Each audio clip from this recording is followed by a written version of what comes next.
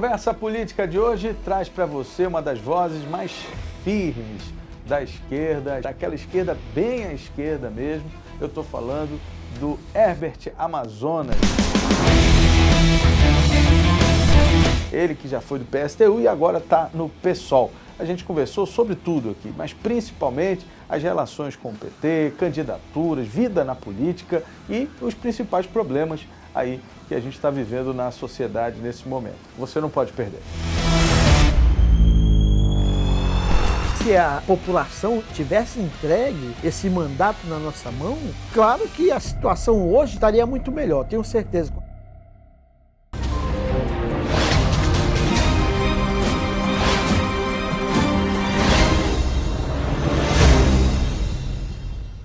O Herbert Amazonas é do Amazonas? Sim, sou manauara, eu nasci ali na Ferreira Pena, não deu tempo nem de eu chegar no hospital, nasci em casa. É mesmo? Como é que foi a infância do Herbert? Como eu falei, né, nasci ali no centro da cidade, eu fui criado ali no centro da cidade também, eu estudei do jardim da infância até o final do ginásio ali no Instituto de Educação do Amazonas. No IEA. No IEA. Era uma grande escola, né? Fui criado ali no centro, como eu te falei, e do jardim da infância até a 8ª série ali no IEA. E aí o segundo grau já terminei em outra escola. Agora, Herbert, como é que o Herbert teve esse contato com a política? Hoje você é uma voz, né, da esquerda, gerações e gerações ouviram você falar nas campanhas, mas como é que o Herbert, de repente, acordou e começou a se envolver efetivamente com a política? A minha trajetória, eu começo, logo que eu saio da minha adolescência, eu começo a trabalhar, né, nas fábricas. E logo na década de 80 começa a efervescência política, né?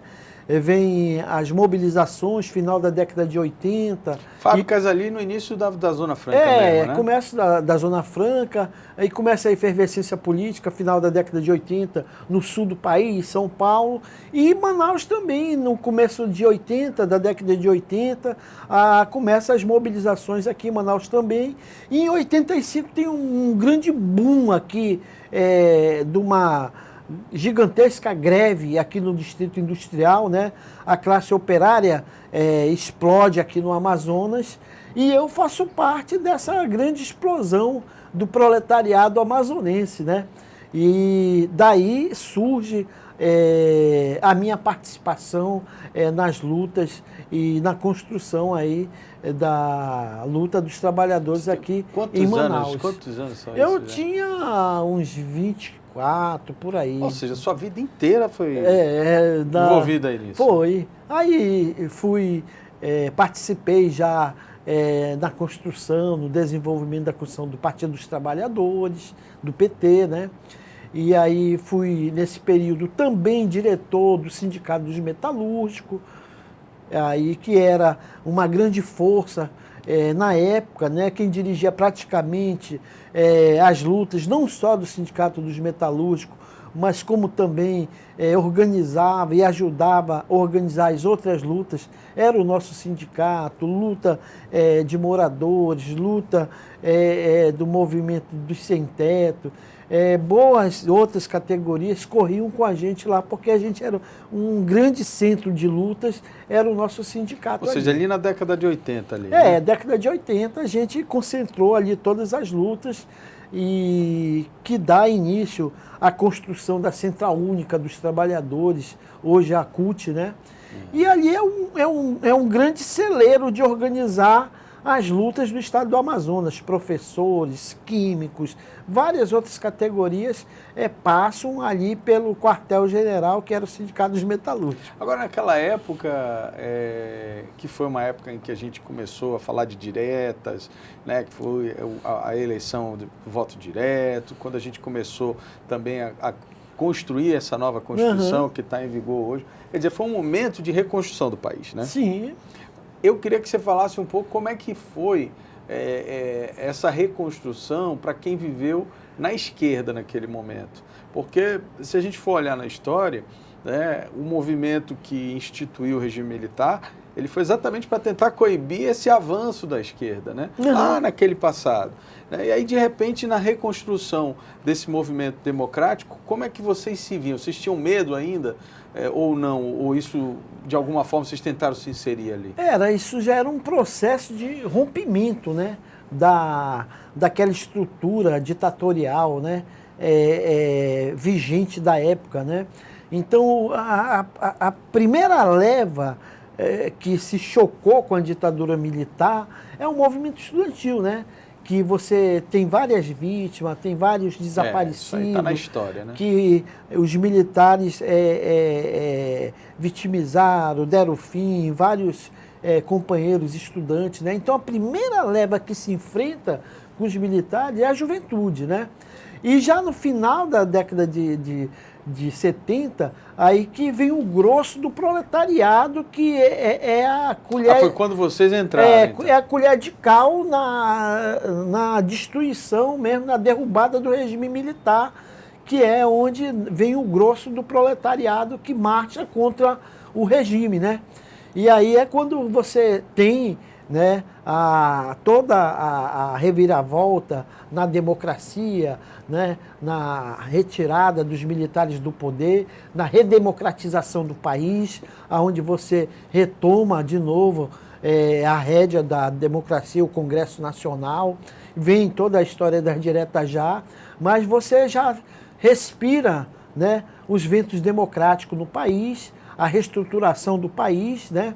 E você é onde pode já ter um país já com uns ventos mais democráticos, já fruto de toda essa luta da juventude, dos estudantes e também da grande mobilização do ABC paulista, dos metalúrgicos a nível de sul do país, que mete a pá de cal, enterrando de vez a ditadura militar, que foi aí um atraso de décadas, né, no país. Agora, Herbert, como é que era a organização de vocês aqui no Amazonas? A esquerda, nesse mesmo momento em que o Brasil fazia essa organização, ela também se conseguiu... Como é que era esse movimento? Era muito pequeno, tinha muita gente? Como é que vocês se organizavam, conversavam? Era mais um movimento mais... de estudante, né? Um movimento também mais religioso na igreja. A Igreja Católica, ela tinha uma participação bastante significativa na construção. Só para você ter uma ideia, a oposição metalúrgica, chamada Puxirum, ela se reunia nos porões da igreja, ali na Joaquim Nabuco, para tomar o sindicato do pelego. Os companheiros reuniam ali no porão, na Joaquim Nabuco, para... Ou seja, a igreja participando efetivamente. Dava as condições, a estrutura, os local para se reunir, para poder se preparar para tomar o sindicato da pelegada lá, né? Eu entrei depois, eu não participei dessa tomada do sindicato, né? Eu já entrei no sindicato, a companheirada já tinha tomado dos pelegos, né? Eu já entrei, era a segunda ou terceira gestão da direção. Você fala do sindicato dos metalúrgicos. Mas para você ver que a estruturação, a organização do movimento operário, né? Ela se dá início com a colaboração da Igreja Católica aqui. É interessante. E aí você tem esse passo muito importante da reestruturação, né, a nível nacional do movimento sindical e político, onde você cria a estrutura sindical e também cria a estrutura política, que é o Partido dos Trabalhadores, a Central Única dos Trabalhadores. E aí você foi, em que momento você foi para os Correios? Como é que foi? E depois você acabou virando presidente lá do sindicato, não foi isso? A minha ida para os Correios, ela já se dá pela questão já de várias greves que eu já tinha feito em várias fábricas. Aí existe uma história de lista negra, né, dos empresários, né? Então, com várias demissões, você começa a ir para a lista negra. Ó, não dá para arranjar emprego para esse camarada, que ele vai parar a fábrica. Olha, ele fez aqui, vai fazer aí e tal. E aí vários companheiros Ou seja, você foi para a lista negra de um monte de empresa. De um monte de empresa. Aí o que é que aconteceu? Você tem de sobreviver, você tem família, você tem filho. Aí o que é que eu tinha de arranjar emprego, né? Aí fui fazer os concursos. Fiz concurso da COSAMA, fiz concurso dos Correios, fiz concurso do IBAMA, entendeu? E aí desse estudinho que eu fiz, eu passei, e aí eu achei melhor ir para os Correios. Dos que eu passei, escolhi ficar nos Correios, né? E mesmo nos Correios, eu já fui demitido também por causa de greve. É mesmo? Aí eu entrei em 85, né?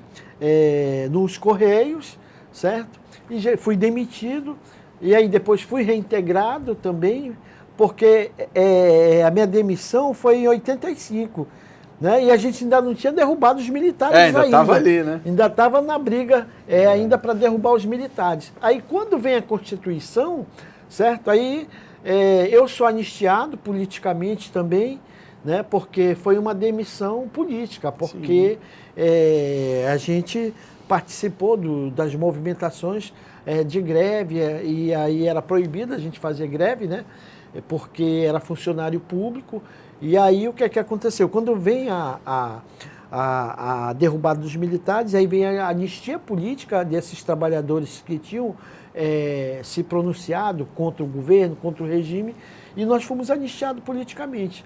Aí eu fui perdoado pelo governo e aí voltei de novo para os Correios. Que história, hein? Aí, porque o patrão não perdoa, né? O patrão ele quer você se senhor, não senhor. E aí essa é a história da gente aí. E quando foi ano passado, eu me aposentei. Quantos anos de Correio? 35, né? 35 anos de Correios. O que você tem, o que você lembra aí dessa trajetória nos Correios, Herbert? Eu lembro tudo, né? Quando eu entrei, trabalhamos, né? Construímos uma empresa respeitada, construímos uma empresa que, aonde você imaginar, a gente alcança o cliente. Eu já trabalhei em interior, cara. Você conhece o nosso estado? Sim. Conhece? Conheço. Você conhece Voadeira, né? Sim. Imagina uma voadeira que você está andando ali a 20 quilômetros ali numa floresta, aí você olha na nossa floresta, uma casinha lá encravada no meio da selva, a gente entrega lá naquela casa um Sedex, cara, entendeu? Aí o Bolsonaro quer privatizar essa empresa. Como esse companheiro lá, ribeirinho, lá encravado numa floresta daquela, vai receber, entendeu, um remédio dele, que está doente, precisando? Entendeu? E como é que essa vai? É uma visão, né, Herbert, que, assim, quem defende a privatização precisa ter um olhar social, né? Eu falo isso da Petrobras, eu falo isso da água, né, dos principais bens.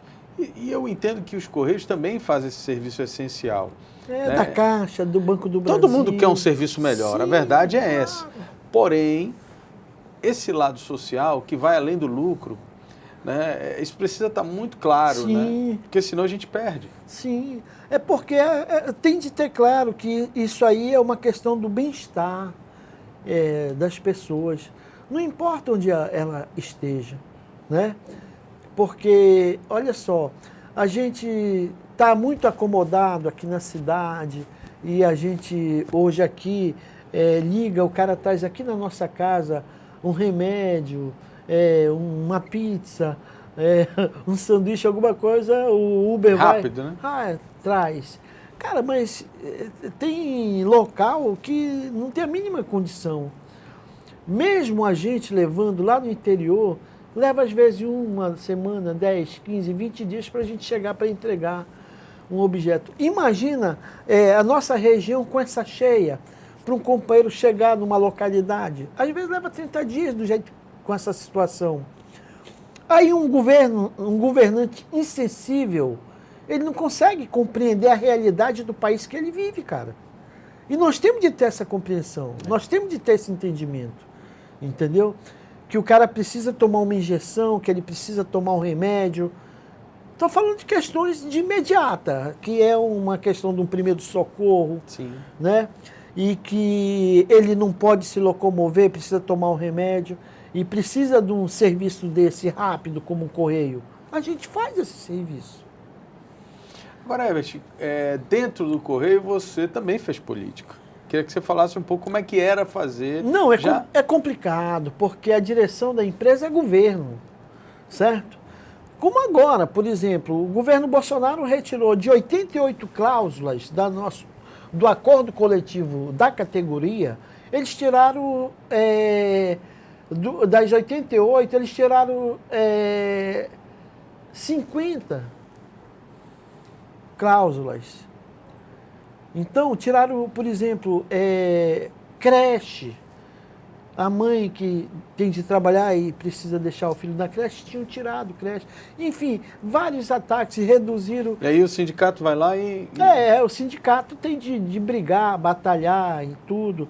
E hoje é uma situação de recuo muito grande, né? Se você visse há uns anos atrás, o pessoal falava, o Correio vive parando. Por que vive parando? Porque, conforme a empresa atacava, a gente respondia com as paralisações para não deixar retirar os direitos, né? Hoje, por exemplo, desde 2011, não tem concurso público. Você entra numa agência de correio, o acúmulo de objetos bate às vezes no teto e não tem carteiro suficiente hoje para entregar as correspondências. Os objetos. Porque o governo não faz concurso. E você vê que o desemprego é enorme no nosso país. Então, há uma represa, né, de desempregado enorme no nosso país e onde há uma demanda grande, parada aí, precisando de gente para trabalhar. Os Correios é uma delas. Mas você acha que a privatização é ruim para o... É bastante. É bastante. Porque você vê... eu não vou nem falar para você. Você pega, faz um levantamento onde que tem correio privatizado no mundo. Vou te dar uma ideia. Não tenho nem ideia. Não, vou te dar uma ideia. Tu não vai encontrar 5 no mundo todo. Porque é considerado serviço essencial. É um serviço essencial. Ou seja, tem um papel social. Nenhum país quer entregar esse filé na mão de nenhum empresário. Isso é um filé. Nenhum país quer entregar isso na mão de nenhum empresário. Entendeu? Eles querem ter o monopólio desse serviço. Porque ele é um serviço, a priori, né, é um serviço essencial para a nação. Então, todo o governo sério, responsável, ele quer deter esse serviço para ele, claro, público, controlar, né? estatal, né, ter o controle desse serviço. Ele não vai privatizar. Então, se você procurar, você não tem a nível mundial as principais potências, nenhuma desses de Correios entrega esse tipo de... privatizado. Não é. Bom, e aí o Herbert entra para a política partidária efetivamente. Você se filiou ao PSTU em algum momento? Sim, sim. Na década de 92, por aí, nós fomos expulsos do PT. Certo? Por quê? Conta logo essa história. A corrente que eu participava, nós fomos expulsos do PT. Qual era a corrente? Era a Convergência Socialista. E aí nós resolvemos criar um partido, né? Mas por que vocês foram expulsos? Lembra? Foi o problema maior que aconteceu, foi na época do Fora Collor, entendeu? O PT, a direção do PT achava que a gente não deveria chamar logo Fora Collor. Não deveria entrar na briga? Não, de chamar o Fora Collor. Ah, de chamar o Fora Collor. Entendeu? Ele queria que chegasse a eleição, como o Collor já estava muito desgastado, já deixa ele aí. Vinha as eleições e a gente não. Vamos tirar. Não, vamos para a rua chamar o Fora Collor e tal. E aí eles começaram a dizer que se a gente insistisse nessa palavra de ordem, a gente ia ser expulso do partido. Nesse meio tempo, veio o movimento estudantil, certo? Assumiu essa bandeira? Assumiu essa bandeira e o menino do Rio de Janeiro lá, Lindenberg? o Lindenberg, ele aparece como um furacão dessa mobilização, o Lindenberg, e leva a juventude e faz uma grande manifestação para os estudantes a nível nacional e acaba o Fora Collor, entendeu? Virando uma grande mobilização. Os caras pintados, né? Dos caras pintados. E aí acontece a saída, mas o que é que aconteceu? Mesmo assim, mesmo a Partido dos política Trabalhadores da gente dando certo, que era o Fora Collor, certo? Os companheiros do PT expulsam a gente do PT. Mesmo assim. Porque a gente não seguiu, entendeu? A ordem deles, a ordem do Lula, na época, que não era para chamar a mobilização do Fora Collor. Bom, aí... Aí nós fundamos o PSTU em 94. PSTU. Fundamos o PSTU e viemos construindo o PSTU em 94. E aí nós demos uma guinada boa na construção do PSTU, deu uma visibilidade grande o PSTU. Nós construímos uma central sindical. PSTU começou com um selo de um radicalismo muito grande, Nós inclusive ganhamos vários sindicatos do PT, entendeu? Da CUT. Nós chegamos a ter uma visibilidade bastante grande. Dirigimos vários sindicatos de serviço público, né? Tivemos uma disputa grande, inclusive com algumas entidades do Partido dos Trabalhadores. Vocês, de algum momento, dentro do âmbito sindical, vocês disputavam com eles o comando de alguns sindicatos? Algumas entidades, sim. Entendi. E aí a gente chegou a ter uma visibilidade boa. Mas o partido, quais foram os grandes, digamos assim, as grandes conquistas do PSTU que você pode citar? Assim? Conseguiu eleger grandes nomes? O que vocês têm de referência? É porque, como eu te falei, a prioridade mais, né, do partido foi mais a questão do mundo sindical, essas coisas todas. E aí então vocês fizeram um partido para poder ter representações sindicais. mais no mundo sindical. Entendi. E aí, até aí tudo bem. Só que quando veio agora a história do golpe, a questão do governo Bolsonaro, esse ataque que houve na democracia aí no Brasil, né? Houve vários problemas, né? Inclusive a minha saída, né? Ela se dá mais lá atrás já por causa de problemas mais ou menos nessa ordem da falta de resposta do partido a respeito da questão dos ataques, da questão de responder à altura na política daquele momento. Bom, antes da gente chegar lá, eu queria que a gente falasse um pouco ainda da tua presença dentro do PSTU. Foi pelo PSTU que o amazonense te conheceu. Sim. Porque foi a partir dessa tua experiência no PSTU que nós começamos a enxergar o Herbert nas eleições como o candidato, né, aquele candidato mais à esquerda, ali intransigente nas suas posições e tal, que ia para os debates, que marcava posição. E, na verdade, muita gente só assistia os debates de TV porque queria ver sua atuação ali. E eu queria que você falasse um pouco sobre esse momento mais midiático da tua vida. Sim. Você acabou virando uma pessoa conhecida na cidade, não, Herbert? A minha atuação, ela não só na questão, por exemplo, política, né? Eu tenho uma atuação firme, tanto no movimento sindical, na hora de defender os interesses, os direitos da classe trabalhadora, eu sou firme, eu não brinco, eu não relaxo, né? E a questão política, ela é o mesmo jeito, é a mesma coisa, né? Então, na questão política, você tem a possibilidade maior de mostrar o seu trabalho, de mostrar de que forma você vai fazer essa representação. Por quê? Porque ali você está debatendo com os outros candidatos que governam a cidade, ou que já foram prefeito, ou que já foram governador, ou que já foram senador. e que você tem a possibilidade de discutir a questão da moradia, a questão do salário, a questão das condições de vida do Estado, né? E está todo mundo assistindo, Está todo mundo atento. Exatamente, está todo mundo assistindo ali. E que a discussão que eu faço, nenhum outro trabalhador, nenhum outro candidato não faz com eles naquele nível. Eu nunca vi nenhum candidato da classe trabalhadora fazer a discussão que eu faço quando eu pego eles no debate. Tanto é que, às vezes, eles mesmos falam para mim, pô, tu pega muito pesado com a gente e tal. Não é pegar pesado. Eu estou cobrando dele, entendeu? Uma política pública que é referente a nós, trabalhadores.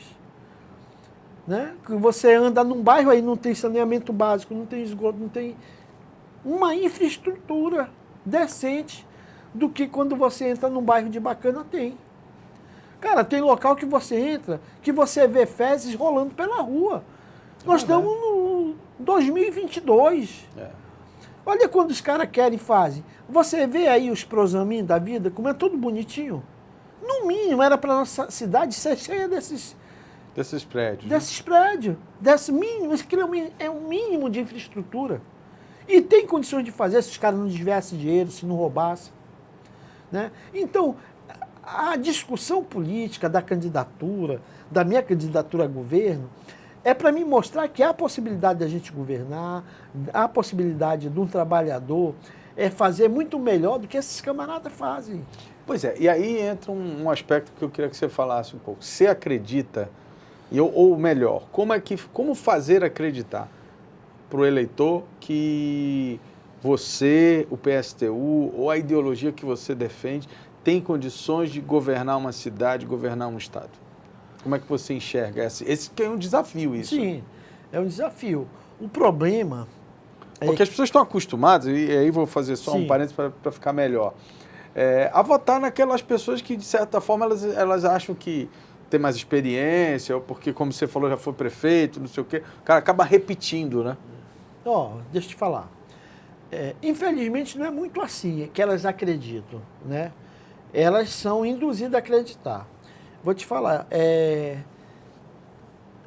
hoje é segunda, eu acho que foi quarta-feira, eu passei ali pelo São Francisco, aí eu vi um aglomerado, eu acho que tinha umas 200 pessoas numa casa, e eu tive de parar, porque o pessoal estava atravessando a rua. Certo. Eu perguntei. O que está acontecendo? Eu esperando ali, eu disse, o que é isso? Se o candidato está dando rancho para nós. Que isso? Era uma quarta-feira, ou era quinta, 10 horas da manhã, o cara dando rancho. Agora eu te pergunto, essas pessoas, elas vão analisar alguma discussão política? Assim, com certeza são influenciadas. Não sei se chegam a cravar, né? Mas certamente o rancho ele faz uma... Agora eu te pergunto... Ele faz uma pressão no voto. Agora ali, eu te pergunto, tu conhece o bairro São Francisco? Conheço. É um bairro carente? Miserável? Não. Não acho. Para estar recebendo rancho? Também não acho. Tem outros lugares muito mais necessitados. Eu estou te falando que eu andei em local um tempo aí que o cara fezes pela rua, pô. Lá no São Francisco eu não vi fezes pela rua. Não tem. Então é uma situação... estruturada, né? De compra de votos. É isso que eles querem dizer, né? É um absurdo. Então, a questão eleitoral no nosso país e no nosso estado é complicado. Você falar em processo eleitoral e disputar voto conscientemente, principalmente da população pobre. É complicado, entendeu? Outro dia eu estava conversando com uma pessoa sobre segurança pública, né? E aí a pessoa estava dizendo exatamente isso para mim. Álvaro, quem é que é assaltado? Quem é a vítima? Sim. É o mais pobre. Sim. É ele que perde o celular dele no ponto de ônibus. É ele que sofre o arrastão dentro do ônibus. É a dona de casa que está saindo para o trabalho às 5 horas da manhã na parada de ônibus, é assaltada. São essas pessoas. Né? Sim. Então, a pessoa menos provida de situação é a que mais sofre, né, as consequências disso tudo. Né? É interessante.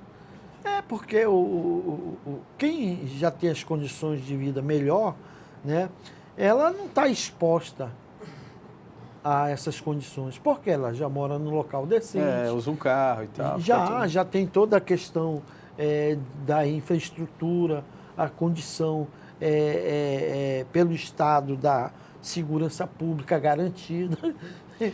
Bom, vamos voltar aqui, porque a gente foi navegando, a gente saiu um pouco. Bom, aí a gente volta para as eleições. O Herbert foi candidato quantas vezes? Lembra, pelo menos? Não, mas eu estava conversando... Quantos para deputado, quantos para... Eu estava conversando pelo menos para governador e para prefeito. Parece que para governo foi umas 5. E para prefeito umas 3. E para vereador uma ou 2, uma coisa assim. E o que você tirou dessas experiências todas? Porque assim, uma coisa é certa, Herbert, você é, de fato, alguém que faz parte da história política do Estado do Amazonas. Eu acho que daqui como a gente ouve falar de alguns candidatos a Senado, que tinham discursos fortes no passado, até hoje a gente ouve isso, né? Você será com certeza uma das pessoas que será lembrada, aí, apesar de ainda estar na vida política, né? Está inclusive pré-candidato ao governo novamente. Né? Mas eu queria que você falasse um pouco dessa experiência, eu queria que você... primeiro, isso te aproximou do poder, né? Você acabou conhecendo todos eles, né? Conheço há muito tempo, né? Sim, há muito tempo, né? Conheço desde o tempo do movimento sindical, né? Que às vezes tive de reunir com Gilberto, né? Com o próprio Eduardo, por questões sindicais, essas coisas, né? Com Alfredo, quando governava, foi prefeito. Não, Amazonino nunca reuni com ele por questão nenhuma. Mas o Gilberto, Eduardo, Alfredo, já tive de participar de reunião para discutir questão de moradia, invasão de terra. E mesmo eu dirigente sindical, né? De correr. Participar. Que pensa, bora lá, te ajudar, então bora. Aí acabava tendo de ir, né? Mas essa participação minha nesses processos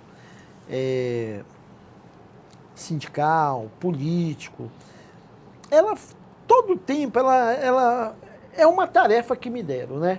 Você enxergava isso como uma missão do partido? É uma tarefa que me deram, né? Vai lá tu vai participar lá da greve e tal, e aí tu vai fazer isso. Eu vou. Vai ter eleição e tal, tu vai sair, vai para candidatura tal, vou. É uma tarefa que o movimento me colocou. Isso nunca foi projeto particular meu, entendeu? Era como uma missão que me deram. E eu abraçava com o maior carinho como me deram. Às vezes, uma missão como aquela ocupação lá do Carlinho da Carbrais, um exemplo. Herbert vai ajudar os companheiros lá no Carlinho da Carbrais. Hoje é o Grande Vitória, não é isso? Não é o Grande Vitória ali? Não. Não, é lá no Carlinho da Carbrais mesmo ali. É Rio Piriri. Vai lá que o pessoal está precisando de ajuda. Que aí você pega bomba, os caras jogam de helicóptero bomba e tal. Aí eu poderia nunca vir voltado ali, como um colega morreu, como gente morreu. Que é mais perigoso do que uma campanha eleitoral, ou não é? Sim, com certeza. Né? E a gente teve de ia, que era uma tarefa, né? Que os companheiros, as companheiras pediam, que estavam precisando de ajuda. E assim foi a nossa história, tanto no movimento sindical, né, nos movimentos populares, e as tarefas das candidaturas que houveram no decorrer desse período aí, nesses anos aí que eu participei desses processos eleitoral, né? Entendi. Então foi sempre uma missão. Nunca foi aquela coisa do desejo pessoal, de ser candidato a governo, nada, nem prefeito, nada. Não, nunca foi. Mas se a população tivesse entregue esse mandato na nossa mão, claro que a situação hoje de boa parte da população pobre estaria muito melhor. Tenho certeza, com a questão da moradia popular, com a questão do saneamento básico, entendeu? Com a questão da saúde, da educação, muito melhor do que estão hoje. Por quê? Porque o nosso estado é o 5º, 6º estado em situação econômica, financeira. Então, tem condições da gente ter um Estado bem estruturado, entendeu? Em condições muito melhor do que vários estados do nosso país. A gente tem uma economia que dá para você ter uma situação e uma população bem financeiramente. Acontece que a gente tem uns governantes aí da pior maneira possível aí. Infelizmente, essa população também aí entope esses camaradas de voto, os caras desviam o dinheiro, roubam, faz o escambau. Ó, em plena pandemia, você viu muita gente aí hospitalizado já de novo, né? O governador brincando, pulando, se divertindo, tripudiando com a gente lá em Parintins. Tem cabimento um negócio desse? Não tem. A gente está em uma crise enorme, economicamente, financeira, ambiental. Morreu duas pessoas que lutam pelos povos indígenas aqui. Está aqui uma situação complicada. O governador brincando, pulando. Agora, Herbert, lá em Parintins. Agora, você falou agora de conflito, me veio agora esse último episódio, né? Em que um cidadão ali da extrema-direita, né, visualizou uma festa em que os motivos eram de esquerda, parou, aquilo ali, houve uma discussão, pelo que a gente pôde ver nos vídeos, ele foi, quando voltou com uma arma e ambos trocaram tiros, ele matou o cidadão lá, o cidadão atingiu ele, eu não sei se já morreu, mas estava lá para morrer. Como é que você enxerga essa radicalização da política, Herbert? Não, há um descontrole enorme, né? Se você observar, nós temos um governo que, a partir de que tomou posse, há um descontrole emocional gigantesco nas pessoas, né? Eu tiro isso por onde eu trabalhei. Eu trabalhei 35 anos nos locais de trabalho, no Correio. Tem colega, por causa de política, nunca deu um ai, mas chegou a agredir outro fisicamente por causa do governo Bolsonaro. Agora, recente? Agora, recente.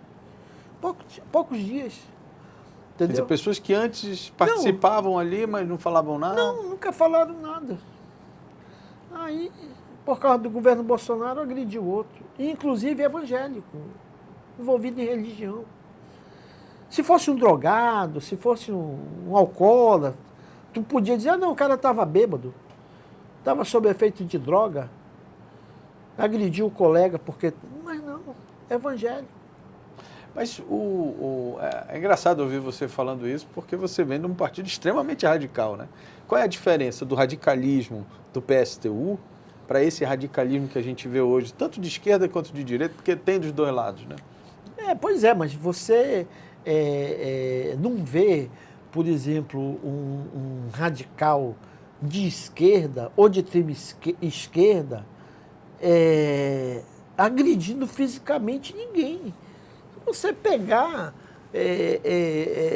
em qualquer momento, aqui em Manaus mesmo da história, quem você viu um cara extremamente de esquerda agredindo ou socando alguém? Não, teve teve o caso lá do interior de São Paulo, que o cara empurrou o empresário lá, o cara bateu a cabeça, o cara foi até preso, né? E também foi um momento ali de uma discussão entre eles, salvo engano, não é tão recente, né? Inclusive o Lula agora, recentemente, fez uma certa deferência a ele, porque a questão ali envolvia o nome do Lula e tal, aquela coisa toda. O que eu estou querendo dizer, Herbert, assim, é porque a gente está, de fato, vivendo um radicalismo. Isso aí é fato, né? E eu vejo que, muitas das vezes, a gente tenta dizer que isso é de um lado e não é do outro. E o meu entendimento é que é dos dois lados. Ainda que o da direita, a gente não tinha... E eu concordo com você, a gente nunca viu, pelo menos num passado recente, ninguém assim com um pensamento mais à direita indo para as vias de fato. Isso é um negócio muito recente, né? Agora, na esquerda, a esquerda sempre foi muito contundente. E aí eu vejo uma diferença, né? A oposição da esquerda foi muito nas palavras, na atitude, mas eu nunca vi tanto também em violência. né? E é isso que eu acho que o PSTU era aquela coisa do discurso firme e tal, mas não tinha violência, né? Não tinha violência física. Talvez verbal sim, mas violência física não. Não, nunca... por exemplo, eu militei no PSTU há muitos anos. Nunca ninguém agrediu ninguém. Né? Nunca ninguém agrediu fisicamente ninguém, né? Nem aqui, nem a nível nacional. Mas quantas vezes tentaram agredir a gente? Por exemplo, a força policial. Qual a agressão pior que a esquerda sofre do que a própria instituição, força policial agredindo a esquerda em ato público? Agora mesmo, nesses atos que nós tivemos ultimamente, de vez em quando eu tive problema com a PM aqui, porque na hora deles fazerem a segurança, entendeu? Eles ficam negligenciando, o cara fura a fila, eles tentam furar o bloqueio. Aí eu tenho que estar falando, pô, não pode deixar fazer isso, o cara machuca alguém e tal. Aí o cara se faz de desentendido e tudo, entendeu? Entendi. Porque tem gente que ele passa e qualquer hora pode bater alguém do jeito que passa ali, ele está ali para fazer o cordão de proteção do movimento. E qual é a receita que o Herbert, que vem desse posicionamento mais extremo de esquerda, dá para a gente poder manter essa política? Eu acho que não é anular o pensamento, eu acho que o pensamento de direita, o pensamento de esquerda, eles têm que coexistir em algum momento e tem que se respeitar. Mas é preciso estabelecer um limite aí, Herbert. O que você acha que está faltando para a gente conseguir, digamos assim, equilibrar essas forças? A situação é meio... Nós estamos vendo um momento complicado, que eu não vejo um momento de equilibrar. Não tem como. Eu não vejo. Eu vejo que talvez essas coisas, elas cada vez mais vão piorar mais. Né? Porque, como eu observo assim, você não vê mais grandes manifestações da classe trabalhadora. O que impõe respeito, entendeu, a esse tipo, que faz intimidar as grandes marchas do trabalhador, as grandes manifestações opulentes mesmo da classe trabalhadora. Isso mete medo, entendeu? Se você não tiver isso, se você não vê os trabalhadores em peso, mobilizado, parando o país, de pescoço grosso, você vai ter o inimigo fazendo essas coisas. Então você acha... Agredindo, dando tiro. Então você acha que, na verdade, houve um enfraquecimento dessa esquerda e, por isso, hoje, a gente perdeu esse equilíbrio? Perdeu esse equilíbrio. Eu vejo que nós, os trabalhadores, nós estamos recuados. Nós não estamos na vanguarda. Para você ver, nós estamos esperando eleger o Lula, certo? Nós estamos esperando a eleição. Mataram um companheiro nosso. Era para o país estar parado. E não foi só esse. Mataram um indígena, mataram um companheiro de luta, mataram um cientista. Era para a gente estar parado o país. E a gente está esperando a justiça. Agora você fala, está esperando a eleição do Lula, mas a corrente que você defendeu, ou de onde você vem, tem esse racha aí com o Lula. Já deu para perdoar? Ou vale tudo pelo projeto maior? Pois é. Essa corrente eu saí. Eu já não tenho o mesmo pensamento que os companheiros têm. Eu acho que deve trabalhar na candidatura do Lula. Eu acho. Ponto. Acho que a gente tem de eleger o Lula, certo? Temos de trabalhar a candidatura do Lula, certo? Agora, a questão do Lula, ela é uma questão democrática, certo? Mas mesmo com a eleição do Lula, se abriu a comporta desse tipo de comportamento bolsonarista. Esse tipo de comportamento nós só vamos barrar, entendeu? Com a questão da evolução do movimento operário, com a evolução, o crescimento das lutas, das mobilizações, certo? Porque o que é que acontece, ó? E você acha que o Lula no poder vai dar essa condição, é isso? Não vai dar a condição. Eu digo, vai estimular, sei lá? Eu acho que não vai estimular. O que o Lula vai dar as condições é as condições de vida melhor, condições de melhorar as condições de vida e tal. Mas eu acho que ele não vai dar essas condições da mobilização. Ele vai dar as condições de melhores condições de vida, de aumentar salário e tal, essas coisas todas. Entendi. Certo? Mas ele não vai trabalhar essa questão. É porque toda vez que eu converso com alguém da esquerda, eles são muito reticentes ao período em que o PT esteve no poder, porque houve, segundo eles, isso não sou eu que estou dizendo, né, eu estou falando de comunistas, né? Sim. Conversei com alguns comunistas e disseram o seguinte: o PT nunca foi a esquerda, esquerda, esquerda. Esse é o pensamento deles. O PT é um negócio mais arrumado ali e tal, né? E eles diziam isso para mim. E eles disseram, olha, por exemplo, eles governaram com o centro, né? E botaram gente do centro no processo e tudo mais. Quer dizer, né, é um pouco... Por isso que eu fiz essa pergunta, porque será que o Lula é efetivamente essa... Tu quer saber o que eles são? Não sei, porque eu quero que você me diga. Ah, tá bom então. Vou te falar. O que é que o PT é? Um partido social-democrata. Ele não é um partido de esquerda. Ele não é um partido revolucionário. O Lula não é um revolucionário. O Lula é um social-democrata. O que é um social-democrata? É o PSDB. O social-democrata Não, o PSDB.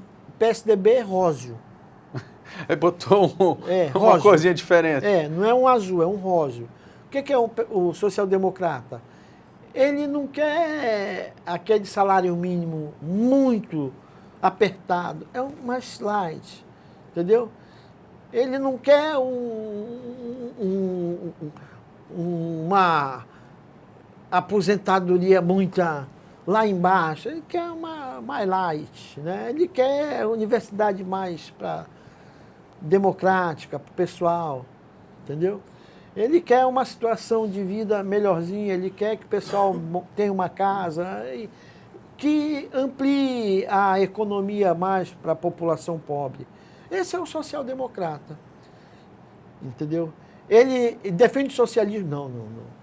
PT não defende socialismo? Socialismo não. Tu é comunista? Não, deixa-me dizer. Também não. Que é isso? Para. Entendeu? Não é nada disso. O Lula não é socialista, não defende o comunismo. Ele é um social-democrata. Não pode, quem cobra isso do Lula não parou para pensar e analisar o que ele é, entendeu? Então, é errado cobrar isso dele, não tem por que estar cobrando isso dele. Ele defende isso que eu estou te falando, uma vida melhor para as pessoas, mas dentro do sistema capitalista, onde os capitalistas possam conceder essas condições de vida que não mexam no lucro dos grandes capitalistas, dos banqueiros. Ou seja, ele enxerga isso também. Que possa todo mundo viver numa boa, tranquilo, uma sociedade harmônica. Isso que ele pensa, que ele defende. Bom, muito bem, Herbert, a gente está caminhando. Deu. A gente vai analisando. Né? Tem uns que vão ligar para mim, não fala isso e tal. Mas... Pois é exatamente isso que acontece. Bom, agora, Herbert, a gente está caminhando para o final aqui. Eu queria, agora você está no PSOL. E está batalhando aí a sua indicação para o governo do estado do Amazonas. Pré-candidatura, ficou naquela briga se teria prévia ou não, porque vocês têm outros 3 candidatos e tudo mais. E eu queria que você falasse um pouco dessa retomada, até porque o Herbert tinha sumido, gente. Né? Já fazia algumas eleições que a gente não viu o Herbert na televisão lá, fazendo posicionamento tradicional dele, né? E aí? Tem as 2 outras candidaturas, né? E, como eu te falei, sobre as tarefas que eram colocadas, né? Eu vou fazer um papo reto aqui, né? No PSOL, hoje, Eu não faço parte de nenhuma corrente política, de nenhum agrupamento. Essa minha candidatura eu estou lançando por conta própria. Por que eu estou lançando? Porque eu vejo a necessidade de fazer esse debate. A gente discutiu sobre vários problemas que tem o nosso país e que a gente está passando, a questão do desemprego, a questão dessa situação grave que passa o país. E eu lá no partido, eu vendo as reuniões, as discussões, eu não vejo nenhum companheiro, nenhuma companheira, entendeu? Em algumas que eu já participei, e eu não vi nenhuma preocupação com a situação da conjuntura que está. Parece que está tudo bem, e não está. Que o cara acabou de ser morto agora, domingo. O desemprego está enorme aqui, no nosso estado. Eu não sei na tua casa, mas durante a semana, 4, 5 pessoas por dia batendo lá em casa, quer um arroz, quer dinheiro, quer isso, quer aquilo, quer que dê... É constante isso na tua vida? Lá na rua de onde eu moro. Durante a semana é 2, 3 batendo, pedindo coisa ali onde eu moro. Eu moro ali perto da Seduc, no Japim. Sim. Complicado a situação. E aí, eu quero fazer esse debate, eu quero fazer essa discussão. Nós temos uma juventude que está sem rumo, sem saída. Aí é gente sendo assassinado, é uma situação complicada. A juventude desempregada, sem rumo, sem saída, né? Tu abre a TV, é mulher sendo espancada, é marido matando a mulher, é uma violência descomunal. Você precisa ter política para a questão do lar, da moradia, da família. E eu me preocupo com essas coisas. Eu sou casado, eu tenho família, eu tenho filho, eu sou avô. Não tem como não se preocupar. Não, eu me preocupo, eu vejo a situação. Tu liga vários programas aí aquele rapaz com a cabeça cortada, todo decepado, um menino 20 e poucos anos. Por que aquele rapaz está ali? Está abandonado, é falta de política. Aquilo ali era para estar numa fábrica, trabalhando numa escola. Por que está 11 horas da manhã, todo estraçalhado, pedaço de perna para cá, cabeça para lá? Um jovem daquele não era para estar numa fábrica ou era para estar numa faculdade trabalhando? 11 horas da manhã, tá só os pedaços do corpo dele ali. E aí, governador não fala nada, prefeito não fala nada, presidente não diz nada. Complicado, cara, essa situação. Eu me preocupo com isso, eu me preocupo. Aí eu lancei meu nome lá para concorrer às prévias. Eu vou esperar como é que está essa situação no partido. Mas teve treta lá, né? Teve uns empurra horrível. Eu acho horrível isso. Pois a gente estava falando de violência agora, bem lembrado, uma né? Situação, como eu te falei, há uma situação de desagregação no nosso país. E isso atinge todos, todo mundo. Isso vai atingindo todo mundo, né? Porque é uma crise social. A crise ela vai desintegrando todos os relacionamentos. Se você não tiver cuidado, isso atinge até dentro da sua casa. É verdade. Se você não tiver um pêndulo que controle bem legal, você vai sendo atingido também. E atingiu lá o partido também, essa política. Herbert, queria te agradecer. Eu que agradeço aí vocês. Foi um papo interessantíssimo, né? A gente agradece e deseja sorte mais uma vez. Queremos lhe ver mais vezes aí na política. É importante a gente ter vozes, né? Não só uma voz, mas vozes. Política se faz de pluralidade, acima de tudo. Obrigado. Beleza, eu que agradeço aí vocês e brigadão mesmo aí. Valeu.